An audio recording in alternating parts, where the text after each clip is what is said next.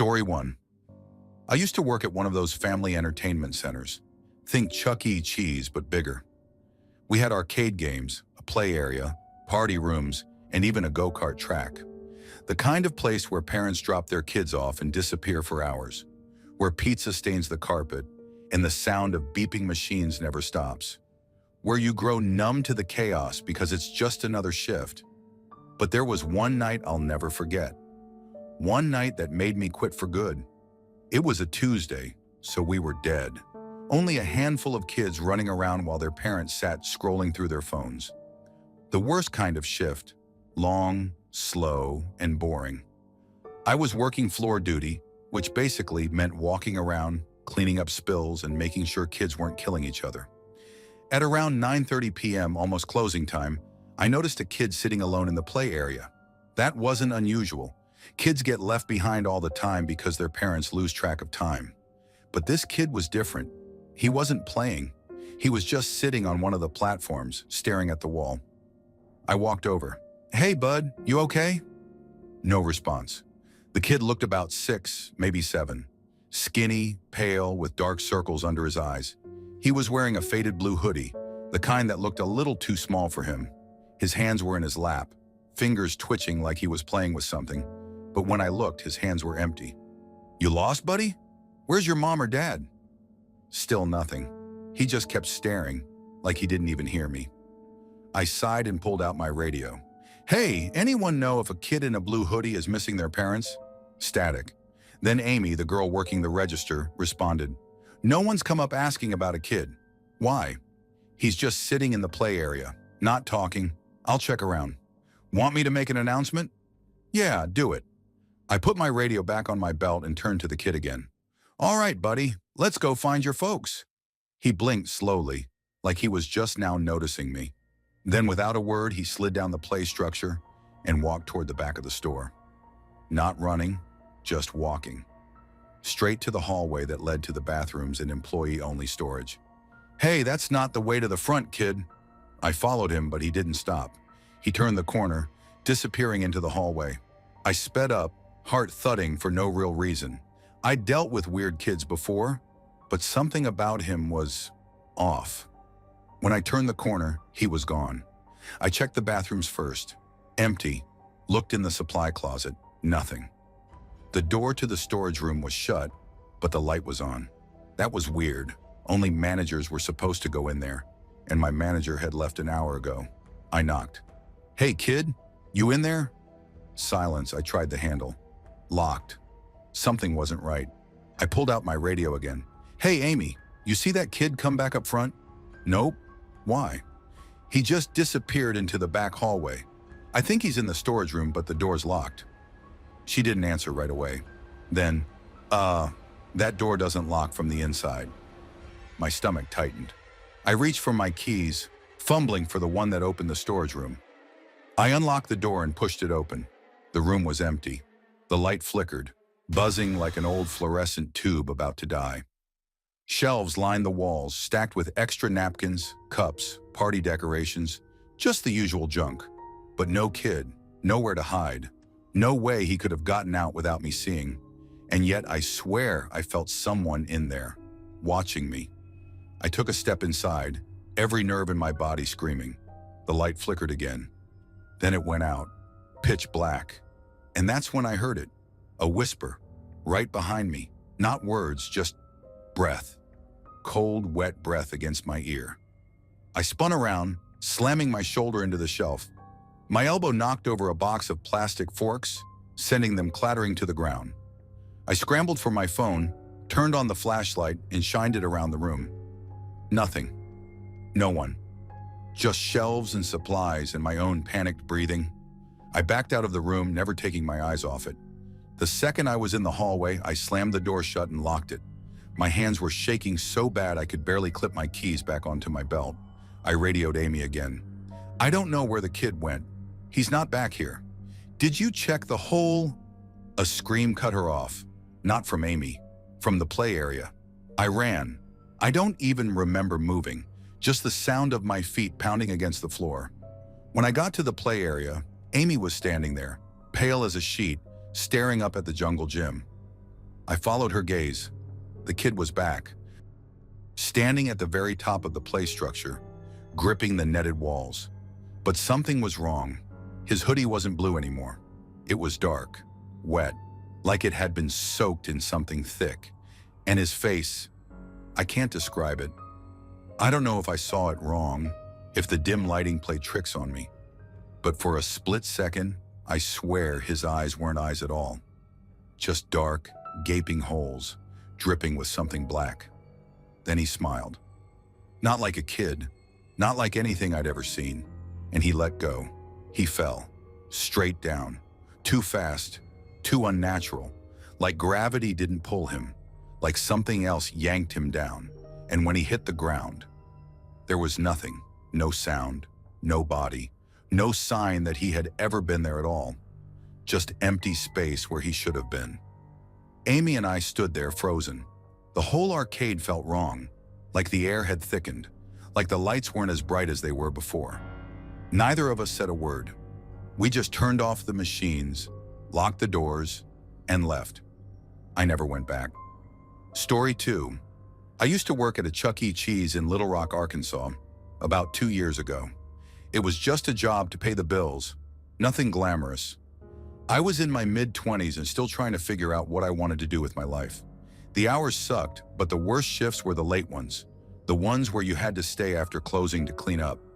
That's when things felt off. Now, I'm not saying I believe in ghosts or anything, but there were moments in that place that made me question things.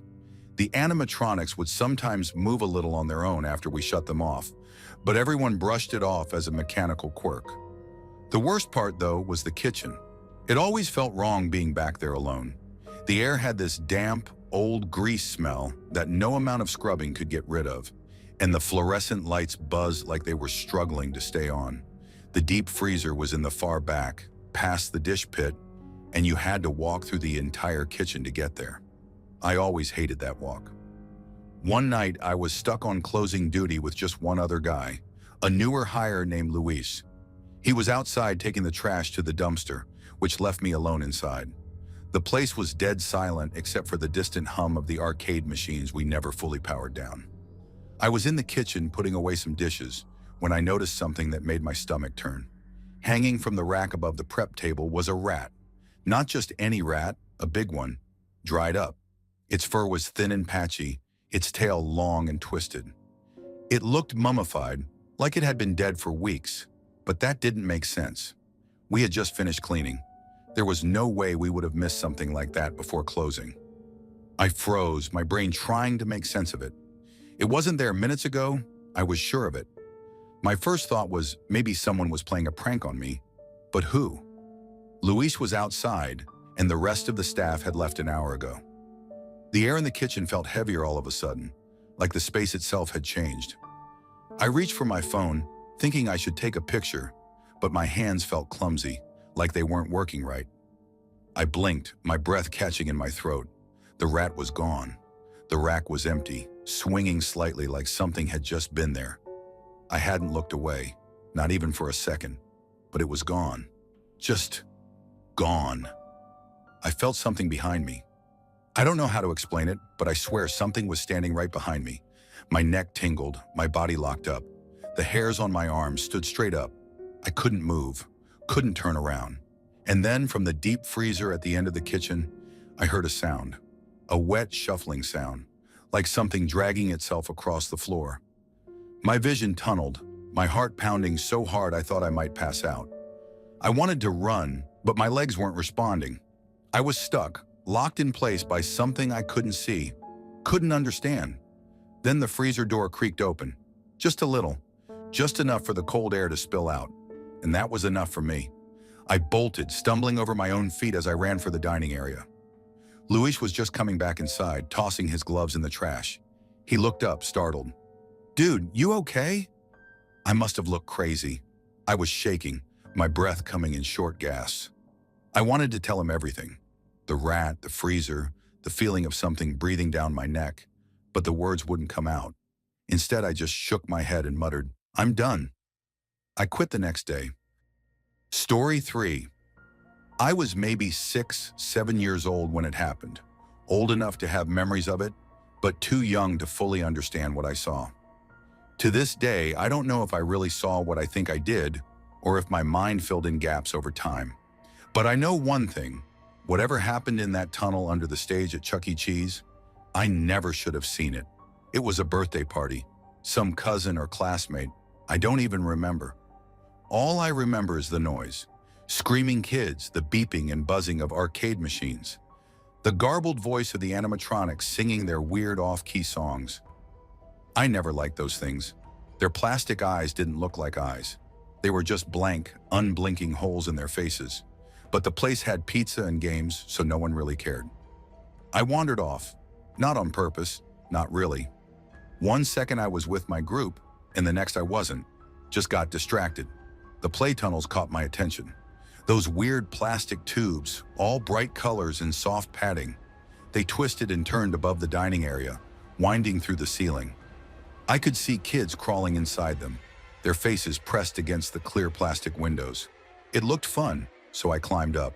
The tunnels were warm, smelled like feet and sweat and that odd, plasticky cleaner smell. Kids pushed past me, laughing and yelling. I crawled further in, just exploring. I wasn't scared, not yet. Then I found the tunnel. It wasn't like the others. The other tunnels were high up, twisting through the air like giant hamster tubes. But this one was under the stage, a low, dark passage hidden near the back. It was shaped like a U, curving under the animatronic platform. I remember hesitating at the entrance. The inside was dimly lit, shadows pooling in the bends.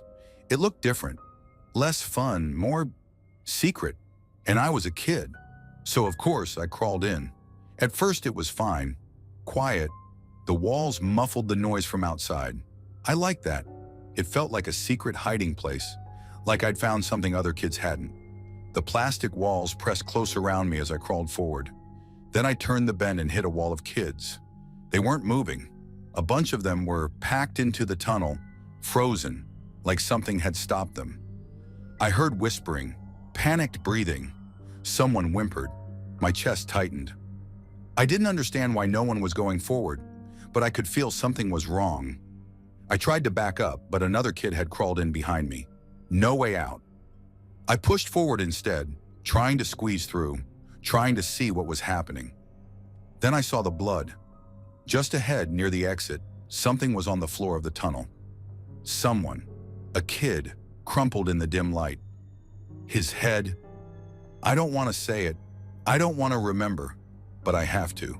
His head was open, smashed, like something had hit it hard. Blood pooled under him, smeared across the plastic. I remember staring at it, my little kid brain not understanding, not accepting. This wasn't supposed to happen. This wasn't supposed to be here. The other kids were crying now. Some were frozen, too scared to move. Others were trying to turn back, pushing against the ones behind them. But we were stuck. And then, something moved. I swear to God I saw it. A shadow shifting near the boy's body. A shape that shouldn't have been there. It was hunched, dark, like it had been crouching in the curve of the tunnel, waiting. And as soon as I saw it, it slipped out. Fast. Too fast. I felt the air move as it rushed past. I felt the cold, damp air it left behind. And then it was gone. The tunnel erupted. Kids screamed, shoving at each other, trying to get out. I don't remember how I got out. I just remember the panic, the sound of my own breathing, the thud of knees and elbows against plastic as we scrambled for any exit. I must have gone back the way I came because suddenly I was in the open air again, stumbling out onto the playfloor, gasping, shaking. No one noticed. The arcade games still beeped and blipped. The animatronic band kept playing their stupid song. Parents chatted over pizza. It was like nothing had happened. But then I heard the sirens. Red and blue lights flashed against the walls. A woman's voice screamed. Employees rushed toward the tunnel entrance. Adults pulled kids away, trying to calm them down. And then the paramedics were there, pushing a stretcher inside. I stood there shaking, watching them carry the boy out. His face was covered, a thick white sheet, too still, too quiet. And then we left. I don't know what happened after that. My family found me, scolded me for wandering off, but they were too distracted by the chaos to really be mad. We left before I could tell them, before I could say what I saw. I never talked about it. Story 4. I was 17 when I got my first job at Chuck E. Cheese. My mom kept nagging me to find work, and after months of getting nowhere, I finally landed this gig. It wasn't glamorous, but it was a paycheck. I lived in a small town just outside of Louisville, nothing special, just a cluster of neighborhoods and a couple of strip malls. The Chuck E. Cheese was right off the highway, tucked between a dying Kmart and a laundromat that always smelled like burnt fabric softener. It was my first night working. I had the 4 p.m. to close shift, and my manager, Donna, gave me a crash course in how things worked. The job was easy enough: wipe down tables, run the prize counter, and occasionally suit up as Chuck E. for the birthday parties. The place had a weird, greasy smell that no amount of Lysol could cover up, and something about those animatronics gave me the creeps. But I kept my head down and did my job. Around 9:30 p.m., the place had mostly cleared out. A few stragglers were still dumping tokens into machines, but the birthday parties were over, and we'd started closing duties. I was wiping down a booth near the prize counter when I noticed a kid standing by the stage where the animatronic band was. He was small, maybe 5 or 6, with blonde hair and a blue sweater. At first, I thought he was lost. I looked around, expecting to see a frantic parent, but nobody seemed to be looking for him. "Hey, buddy, you okay?" I called over. He didn't move. I set down my rag and walked closer. The kid was staring at the animatronic Chuck E., completely still. I followed his gaze and felt a chill run through me. The animatronic's head was turned, just slightly, but enough to make it obvious that it wasn't in its usual position. "Hey, kid," I started, but before I could finish, the boy turned to me. His face was pale, but his eyes were wrong. Dark, glassy, like a doll's eyes. Something about them made my stomach knot. "Do you see him?" the boy asked. His voice was flat, emotionless.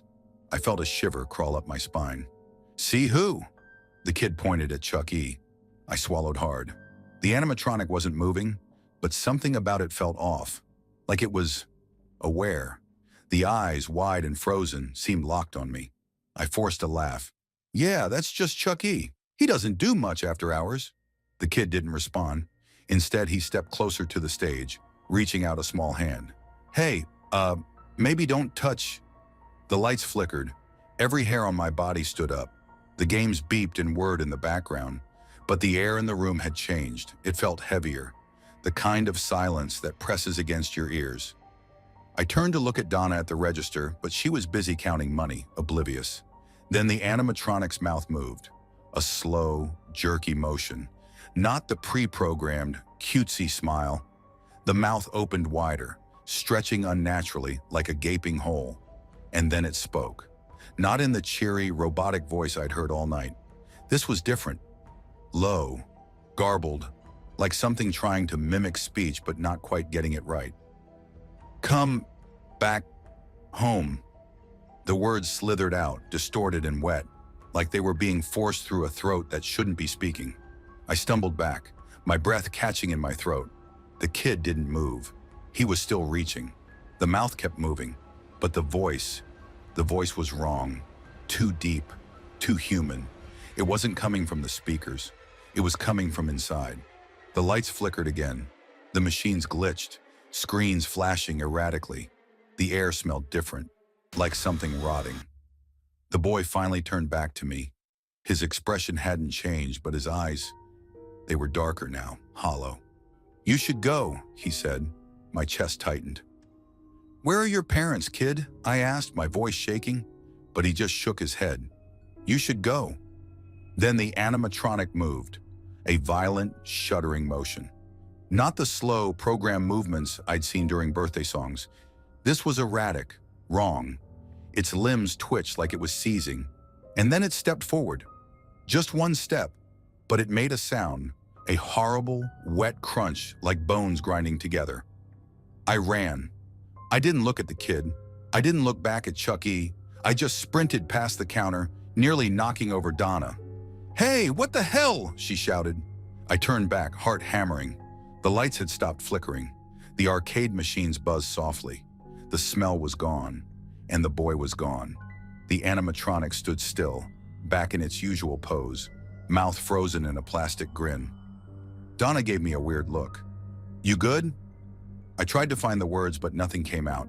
I turned back to the stage, my breath shaky. The kid was nowhere in sight. But something had changed. Chucky's eyes weren't looking forward anymore. They were looking right at me. Story 5. I used to work at a Chuck E. Cheese when I was 19. It wasn't my dream job or anything, but it paid okay, and I needed the money. I mostly worked in the showroom, wiping down tables, running food, and doing cleanup duty after birthday parties. It was easy, mind-numbing work, but sometimes kids would do things that made it a nightmare. Lost tokens, fights over prizes, a kid throwing up in the ball pit, stuff like that. I thought that was the worst of it. I was wrong. It happened on a Saturday night around closing time. The place had mostly emptied out, just a few families lingering, finishing up their pizza while their kids squeezed in a few last games. My shift was almost over, and I was ready to leave when this couple rushed up to the counter looking frantic. The dad was red-faced, gripping the counter so tight his knuckles turned white. "My son lost his retainer," the mom said, breathless. "We think it got thrown away." That was bad. I knew what that meant, dumpster diving, and I really didn't want to do that. "Okay," I said, trying to sound helpful. "Do you remember where you were sitting?" They led me over to a booth near the arcade section. The kid, maybe 10 or 11, was standing next to them, eyes red-rimmed like he'd been crying. He wasn't saying much, just staring at the ground. The mom explained that he had wrapped his retainer in a napkin and left it on his tray while they went to play games. One of the staff must have cleaned it up. I sighed. That meant it had gone into the trash. And worse, the trash from the showroom went into this big thank you box, a slot where people could drop off their used trays. The trash compactor in the back crushed it all down, making it impossible to dig through. But I didn't want to tell them that yet. I called my manager, Greg, over. He was this dead-eyed guy in his 30s who had been working at Chuck E. Cheese way too long. He looked at the family, then at me, and I knew exactly what he was thinking. "God damn it," he muttered under his breath. "All right, let's check the kitchen trash first." We went to the back. The kitchen was mostly empty now, just one of the cooks mopping up. Greg and I pulled the big black garbage bags out of the bins and started sifting through them. Greasy pizza crusts, soggy napkins, half-eaten slices with congealed cheese. It was disgusting. The smell alone made me gag. But the retainer wasn't there. That meant one thing: the dumpster. Greg groaned. "This is such bullshit." I agreed, but there wasn't much we could do. We grabbed gloves and headed out back. The dumpster sat behind the building in a little fenced-off area. The only light came from a buzzing fluorescent lamp above the door, barely illuminating the alley. I hesitated before pulling the heavy lid open. The smell hit me first, a rancid mix of old food, grease, and something I couldn't quite place. It was worse in the summer heat, thick and suffocating. Greg sighed and climbed in first. I followed, both of us knee-deep in black trash bags. We started tearing them open, sorting through them one by one.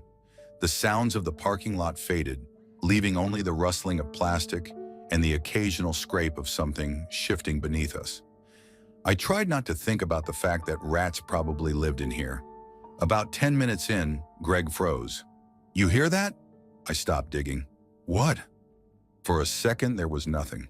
Just the distant hum of traffic and the buzzing light above us. Then I heard it. Faint, almost like a whisper. A rustling noise, but not from us. It was coming from deeper in the dumpster.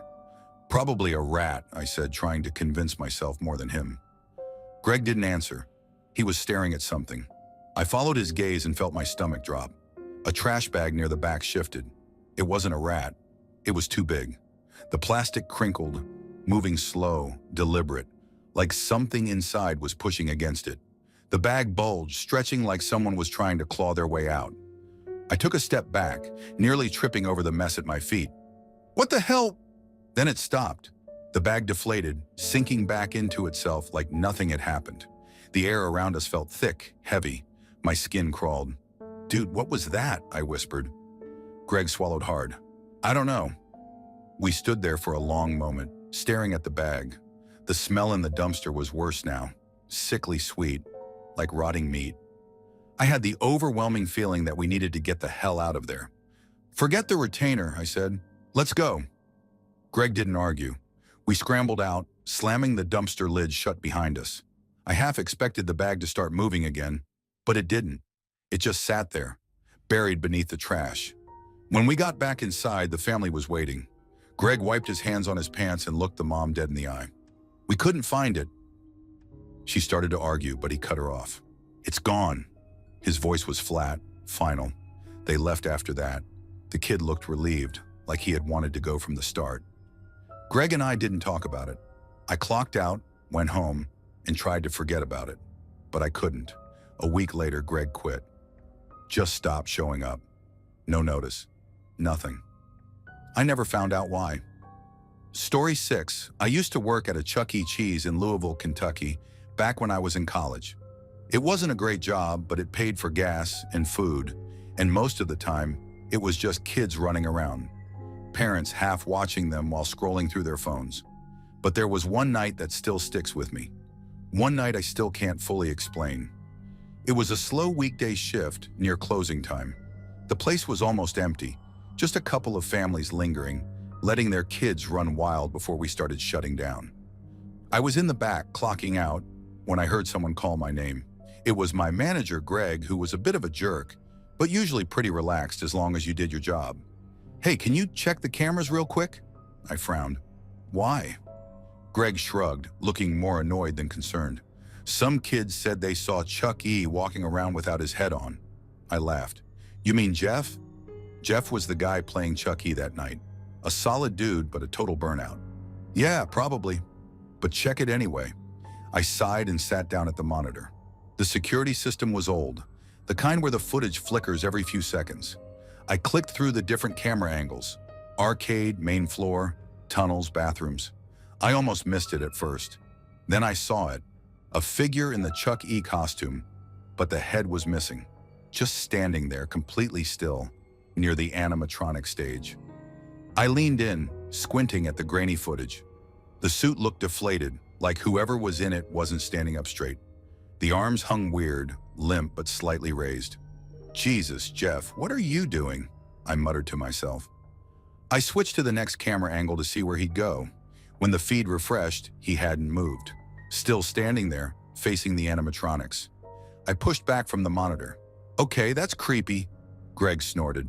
Yeah, well, go tell him to knock it off. I rolled my eyes and grabbed my jacket, heading out to the main floor. The lights were dim now, the usual protocol for closing.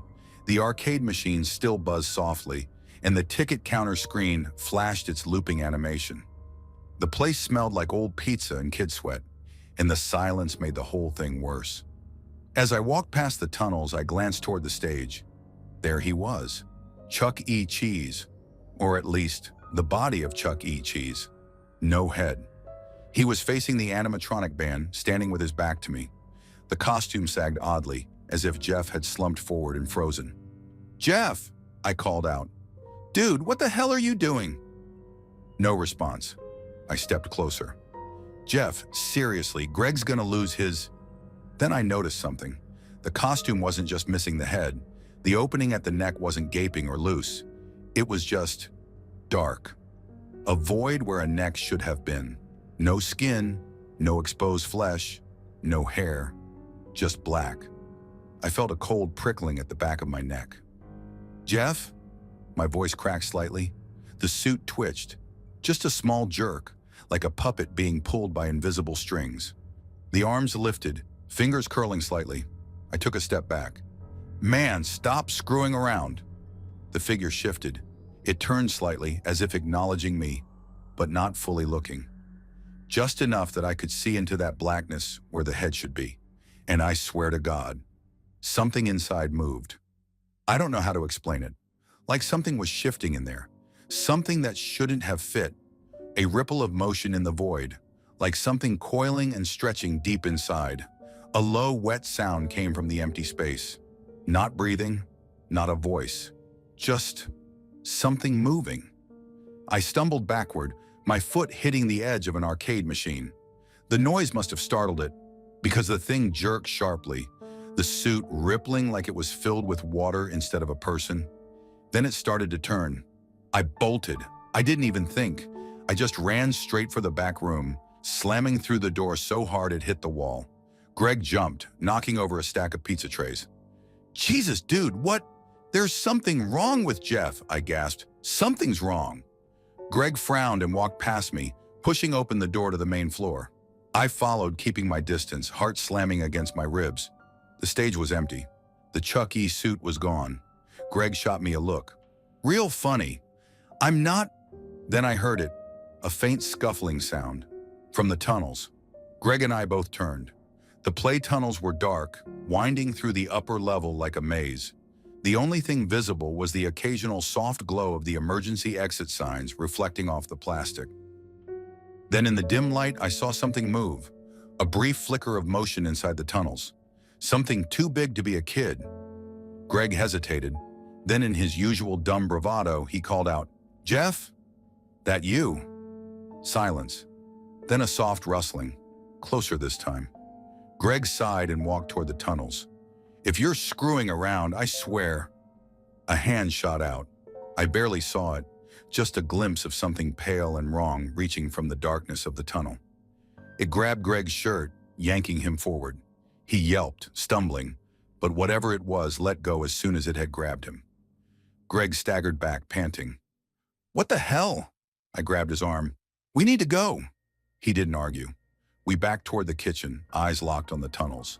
The scuffling sound returned, but this time it was moving away. The soft rustling of fabric dragging against plastic. The sound of something too big crawling deeper into the maze. We left. Didn't even clock out, just grabbed our stuff and bailed. The next day, Jeff showed up for his shift like nothing had happened. Said he'd been sick and left early. Swore he'd never even put on the suit that night. But the Chuck E. costume was in the back. All in one piece, head attached. And when Greg checked the security footage again, there was nothing there. No footage of Chuck E. standing by the stage. No missing head, just static during the time I'd been watching. We never talked about it again, but I never went near those tunnels after dark. Ever. Story 7. I used to work security for a Chuck E. Cheese. Not long, just a couple of months before I quit. I'd taken the job because it was easy money. Nothing ever really happened there besides the occasional kid puking in the ball pit or a stressed-out parent losing their mind over some rigged game. But this one night, the last night I ever worked there, I saw something that still makes my skin crawl. The store was in a strip mall, about 20 minutes from where I lived. I worked the night shift, which meant making sure the place was locked up after closing, doing a couple of walkthroughs and keeping an eye on the cameras until morning. It was usually dead silent, except for the hum of the soda machines and the occasional clunk from the air conditioning kicking in. The animatronics, Chuck E. and his little band, stood frozen on the stage like lifeless mannequins, waiting to be turned on for the next day's chaos. That night, it was just me in the building. The manager had left around 11:30, and I did my usual rounds. Everything was fine. Arcade machines off, doors locked, kitchen cleaned. I settled into the security office, feet up, watching the monitors out of habit. Then around 1 a.m., I heard something, a scraping sound. I sat up listening. It came from the arcade area near the prize counter. I leaned forward, checking the cameras, flipping between different angles, but nothing seemed out of place. The sound stopped. I figured maybe something had fallen. A cup, a loose token. It wasn't enough to get me worried. A few minutes passed. Then it started again. A slow, dragging sound. A heavy shuffle, like something moving across the carpet. This time it came from the main floor, near the stage. I switched to the stage camera, and my stomach clenched. Chuck E. was gone. I blinked, rubbed my eyes, looked again. The giant, human-sized animatronic, the one that should have been standing stiff on that stage, wasn't there. I scanned the other cameras frantically. The lights were off in the dining area, just the dim glow from the exit signs casting long shadows across the floor. And then I saw him. Chuck E. was standing in the middle of the arcade. Not on stage, not powered on, just standing there. facing the security camera. My hands went cold. I stared, waiting for movement, for some kind of explanation. Maybe the power had glitched. Maybe someone had left it on a test mode. But it didn't make sense. Those things don't just move on their own. Then his head tilted. Not a big movement, just a small, slow tilt to the side, like he was looking at me. I shot up from my chair so fast I knocked over my coffee. My breathing was loud, too loud in the small security room. I reached for my flashlight, trying to steady my hands. I didn't want to go out there. Every instinct screamed at me to stay put, to wait until morning and pretend I hadn't seen a damn thing. But I had a job to do. I stepped out into the darkened dining area. The smell of pizza grease and cheap plastic lingered in the air. My footsteps were too loud on the tile. I rounded the corner toward the arcade. Chucky was gone. I froze. The space where he had been standing was empty. The room was silent. Then something clattered near the prize counter. I whipped my light toward the sound. A handful of tickets lay on the floor, fluttering slightly from the air conditioning. My breathing was shallow. My pulse pounded in my ears. A creak sounded behind me. I turned and my flashlight caught something huge in the dim glow. Chuck E. was standing right in front of me, closer than he should have been. Too close. I staggered back, my breath caught in my throat. The fur on the suit was matted, dirty. The plastic eyes, usually lifeless, looked different in the darkness. Too deep, too knowing. Then he moved. Not much, just his head tilting again. Like before, like he was studying me. I dropped my flashlight. The darkness swallowed everything. I scrambled backward, my heart hammering. I couldn't see. I fumbled for my radio, but my fingers were clumsy, shaking. I pressed the button. "Hello?" My voice cracked. "Is anyone still in the building?" Static. Then, a sound crackled through the radio. A voice. No, not a voice. A laugh. Slow. Garbled. Mechanical. The laugh Chuck E. makes when he's turned on. But he wasn't turned on. I bolted. I don't remember running to the security office. I just remember slamming the door shut behind me, locking it, and pressing my back against it, my breath coming in short, ragged gasps. On the monitors, the arcade was still, empty. Chuck E. was gone. I stared, my skin cold, waiting for something to move, for that laugh to come again through the speakers. But the silence stretched on. I stayed locked in that room until the morning crew came in. I must have looked half crazy when I burst out, shoving past the opening manager without a word. I didn't explain. I didn't even clock out. I got in my car and drove. 3 days later, I quit over the phone. I have never set foot in a Chuck E. Cheese again, and I never will. Story 8. I used to work at a Chuck E. Cheese in Indianapolis back in 2011. It was a crappy job, but I needed the money, so I put up with it. The pay was garbage, the kids were loud, and the whole place smelled like a mix of feet, old pizza, and cheap disinfectant. I worked mostly night shifts, cleaning up after the chaos of the day. It was mindless work, but at least it was quiet, usually. One night, I was closing with my manager, Dave. He was an older guy, late 50s, been working there forever. Nice enough, but he didn't talk much. We had a routine: wipe down tables, stack chairs, mop the floors, make sure the animatronics were powered down. The last thing we always did was take the trash out and check the kitchen. Simple, every night, same thing. That night was slow. Rain had kept a lot of families away, so cleanup went faster than usual. By midnight, it was just me and Dave locking up. He told me to do a final walk-through while he counted the registers. I grabbed my mop and did a quick pass of the main floor, making sure nothing got missed. The lights were dimmed, but not off, giving everything a weird, dull glow. Then I heard something, a soft shuffling, like paper sliding across the floor. I turned around, expecting to see some leftover napkins or a crumpled receipt moving in the air conditioning. Nothing. Just the empty party tables, the prize counter, and the dark silhouette of the Chuck E. animatronic in the back. I shook it off and kept walking. The kitchen was last. I stepped inside, flipping the switch. The fluorescent lights flickered, buzzing like they always did before fully turning on. Everything was clean, the counters wiped, the ovens off. The only thing left was a single pizza box sitting on the prep station. I sighed. Probably some kid's leftovers someone forgot to toss. I walked over, ready to throw it out, when the air in the room suddenly changed. It got heavy like someone had sucked the oxygen out. My ears popped, like pressure dropping before a storm. Then, the pizza box lifted off the counter. Not slid, not got caught in a breeze. It lifted, straight up, like someone was holding it from underneath. I froze. My brain couldn't process what I was seeing. The box hovered for a second, maybe two, then shot across the room like it had been thrown. Hard. It hit the far wall, bounced off the tile, and landed near the back door. I stood there, my whole body locked up. I didn't breathe, didn't blink. The kitchen was dead silent, except for the buzzing of the lights. My skin felt tight, cold sweat breaking out across my forehead. Then from the darkness beyond the doorway, leading to the storage room, I heard it. A chuckle. Low, quiet, barely more than a breath, but unmistakable. I bolted. I didn't think. My legs just moved. I ran out of the kitchen into the main floor, straight to the front where Dave was counting cash. "What the hell was that?" I gasped, barely able to get the words out. Dave looked up, frowning. "What?" I pointed toward the kitchen, my hands shaking. The pizza box, it just flew. Something threw it."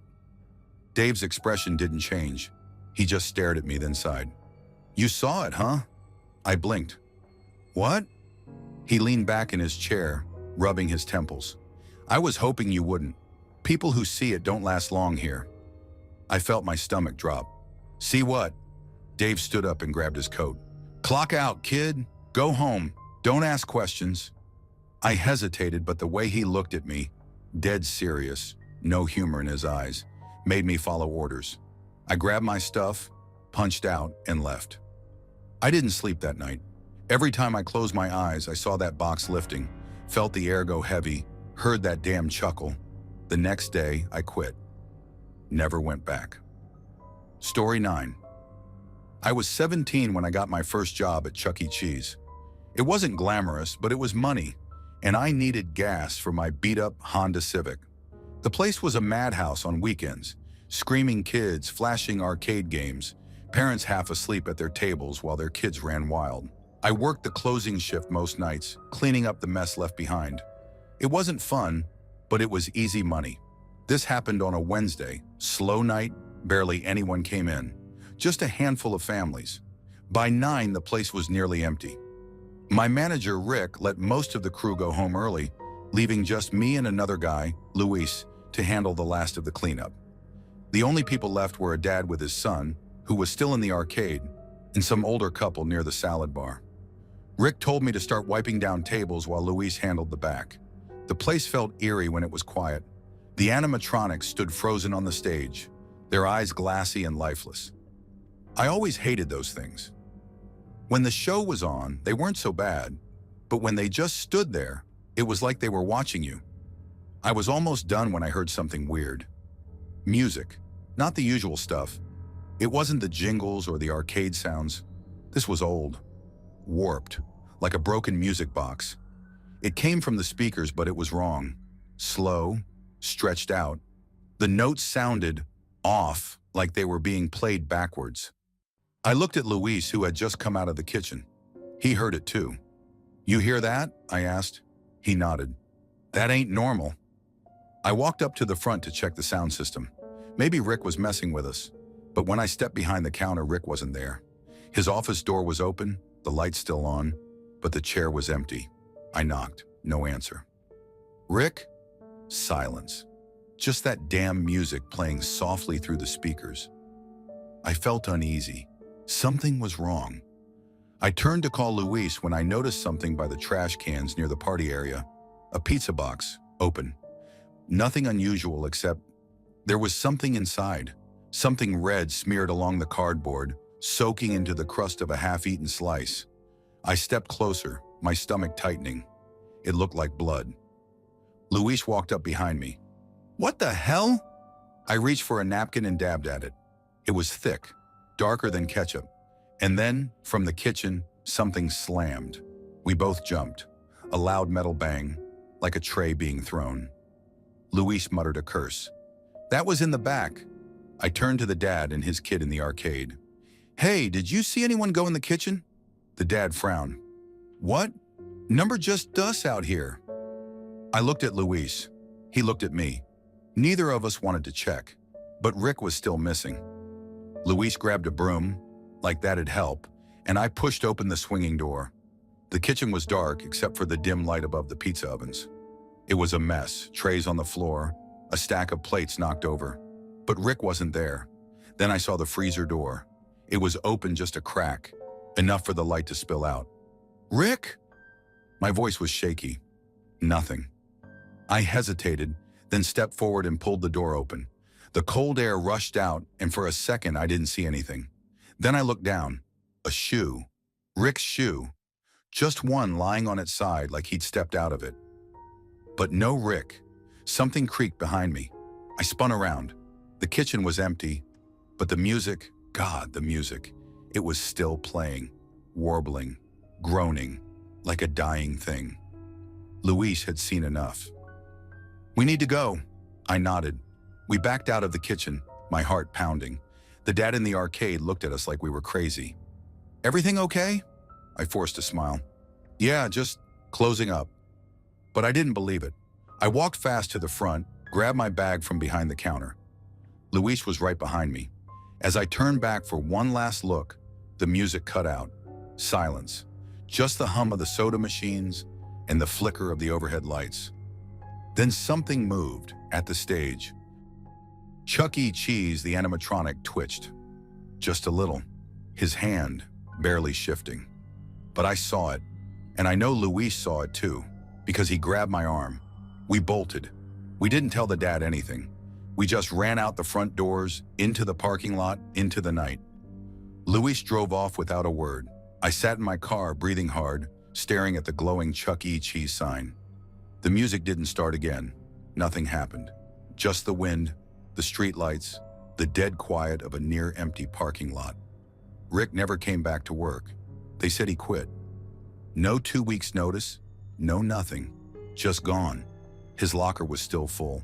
His car, still parked outside the next morning. But Rick, he was just gone. I never went back after that night. I didn't quit. I just never showed up again. They called me, left voicemails. I didn't answer. I didn't care. I wasn't stepping foot in there again. Because I know what I saw. I know what I heard. And I know that wasn't ketchup in the pizza box.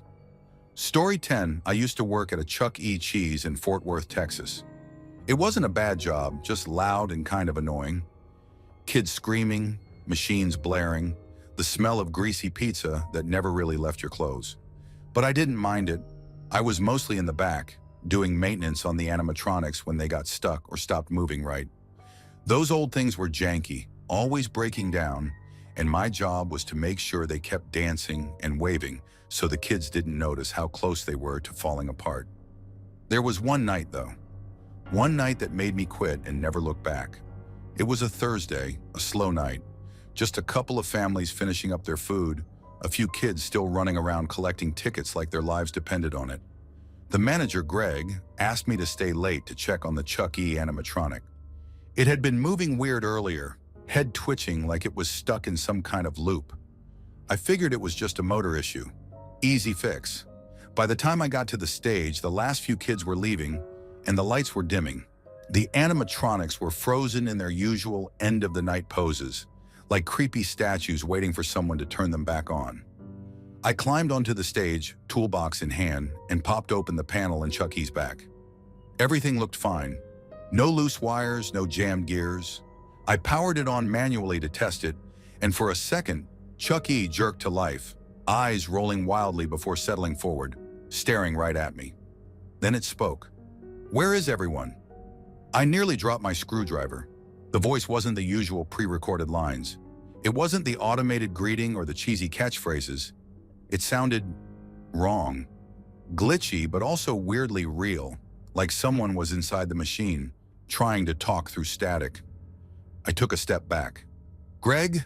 I called out, thinking maybe he was messing with me, playing audio through the speakers or something. No answer. The place was quiet. just the distant hum of the arcade machine still running in demo mode. I turned back to Chucky. It wasn't moving anymore, but something felt off. The way it was standing, it wasn't slouched like usual. It looked straighter, stiffer. Then, without warning, it stepped forward. Not a mechanical jerk, not the stiff, pre-programmed movement of an animatronic. A full step, smooth, controlled. I froze. My brain couldn't process what I was seeing. The thing wasn't connected to the control system. It wasn't supposed to move on its own, but it had, and it was still staring at me. Then it took another step, a slow, deliberate movement, like it was testing its legs. My chest tightened. I stumbled backward, nearly tripping over my toolbox. My heart was pounding so hard I could hear it in my ears. "Who's still here?" The voice was clearer this time, less robotic, more human, but it had an edge to it, like multiple voices speaking at once, slightly out of sync. I wanted to run, but my legs wouldn't move. The thing tilted its head, like it was studying me. Then, one of its arms lifted, slow and unnatural, like a puppet without strings. I bolted. I don't remember how I got to the back room, but suddenly I was there, slamming the door shut, chest heaving. I fumbled for my phone, hands shaking so bad I could barely unlock it. I tried calling Greg, but the call didn't go through, no signal. The security monitors were still on, showing the empty restaurant. Except it wasn't empty. Chucky was there, in the middle of the dining area, but the cameras were glitching, flickering. Every couple of frames it was closer. Moving without moving. 1 second by the stage. Flicker, closer, flicker, closer. Then in one frame, it was looking directly at the camera. I heard a noise outside the door, a slow, dragging sound, like something heavy scraping against the tile. I held my breath. Then the doorknob started to turn. I backed away, eyes locked on that cheap, flimsy door. My mind was screaming at me to do something, to run, to fight, but I couldn't move. I couldn't even think. The knob rattled harder, then it stopped. Silence. I waited. Seconds stretched into eternity. Then the lights in the back room flickered. The monitors glitched again, static rolling over the screens. And when they cleared, the dining area was empty. Chucky was gone. I didn't wait to find out where it went. I ran, straight through the back exit, not even bothering to lock up. I sprinted to my car, jumped in, and peeled out of the parking lot so fast my tires screeched. I didn't look back. I didn't stop driving until I was home. Doors locked, every light in my apartment on. I quit the next morning, didn't even go back to pick up my last paycheck. I know what I saw, and I'm never going near that place again. Thanks for watching. Don't leave before leaving a like to this video. Also hit the subscribe button to support my work.